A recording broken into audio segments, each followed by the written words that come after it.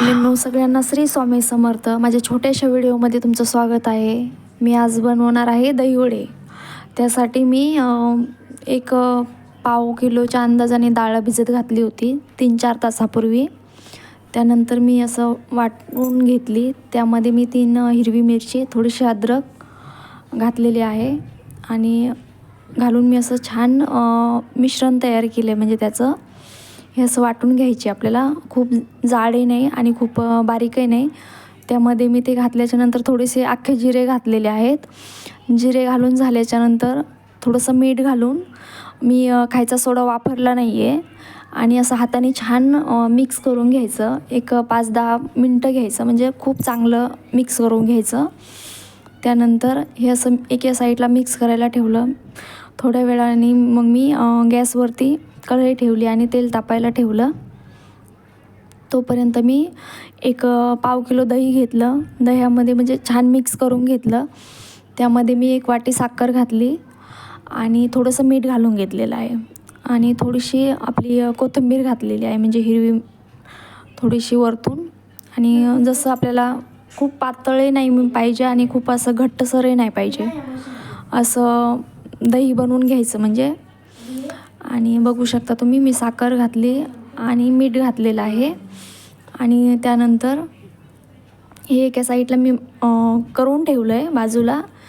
हे बघा, थोडीशी हलकीशी आणि कोथिंबीर थोडीशी जाडसरच कापायची, खूप बारीक नाही कापायची, म्हणजे तुम्हाला आवडेल तसं. तोपर्यंत इकडे तेल तापलेलं आहे आणि थोडंसं ते जे मिश्रण बनवलं होतं त्यामध्ये पण मी कोथिंबीर घालून घेतलेली आहे.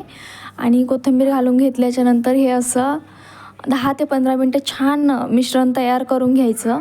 आणि जर तुम्हाला असं वाटलं असेल की म्हणजे तुम्ही करून बघायचं की झालं की नाही कसं कळतं. 1 वाटी घ्यायची, वाटीमध्ये पाणी घ्यायचं आणि पाण्यामध्ये 1 चम्मच टाकून बघायचं. जर मिश्रण वरती तरंगळलं तर हे म्हणजे दहीवड्या बनवण्यासाठी योग्य झालं आहे असं समजतं. पण हे मी खूप वेळा बनवते म्हणून मला काही असं करून बघण्याची गरज पडत नाही आहे. जर तुम्हाला नाही समजलं तर तुम्ही करून घ्या. आणि मग हे असे जसे तुम्हाला आवडतील तसे साईजमध्ये आपल्याला बनवून घ्यायचे आहे. हे बघा, आता मी असे कढईत टाकून घेते. असे टाकून घेतल्याच्यानंतर तुम्ही पण करून बघा, खूप सोप्या पद्धतीत आहे आणि खायला पण खूप छान लागतात. हे बघा, असं टाकून घेतले. आता हे छान दोन्ही साईडनं लालसर असे तळून घ्यायचे.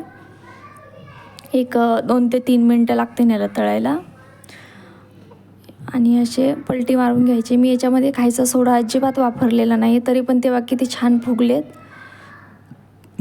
जेव्हा आपण पीठ मिक्स करतो ना, तसं मिक्स केल्याच्यानंतर आपल्याला खायचा सोडा पण वापरायची गरज पडत नाही आहे. हे बघा, अशा थोडंसं लालसर आकाराचे आपल्याला तळून घ्यायचे आहेत. हे असे तळून तळून घ्यायचे आणि असं थोडंसं तेल काढून घेतल्याच्यानंतर साईडला ठेवल्यावरती त्यानंतर आपल्याला एक बाऊलमध्ये पाणी घ्यायचं आहे. तुम्हाला दाखवतेच मी, बघा. तुम्ही पण करून बघा. तुम्हाला पण आवडतात का कमेंटमध्ये नक्की सांगा. हे बघा, असे काढून घ्यायचे आहे आणि हे असं एका साईडला एका बाऊलमध्ये पाणी घ्यायचं. त्यामध्ये थोडेसे भिजत घालायचे. ते भिजत घातल्याच्यानंतर असं हाताने थोडंसं दाबून पाणी काढायचं त्याच्यामधलं. हे बघा, छान असं भिजत घालायचे एक 5 मिनटं तरी. 1-2-3 मिनटं घातले तरी बस झाले. हे बघा, आणि मग हे असं पाणी सगळं त्याच्यातलं काढून घ्यायचं, म्हणजे तेलकटपणा म्हणजे खूप असं जास्तही नाही दाबायचे, हलकेसे दाबून घ्यायचे. आणि असं काढून घेतल्याच्यानंतर तुम्ही पण करून बघा. व्हिडिओ आवडल्यास लाईक करा, शेअर करा, कमेंट करा आणि सबस्क्राईब करा. हे बघा, आणि त्याच्यानंतर त्याच्यावरती दही घालून घ्यायचं आहे जे आपण बनवलेलं आहे. आणि तुम्हाला सेव आवडत असेल तर तुमच्या आवडीनुसार तुम्ही सेव पण घालू शकता किंवा अनारदाना पण घालू शकता. हे बघा, या तुम्ही पण खायला या.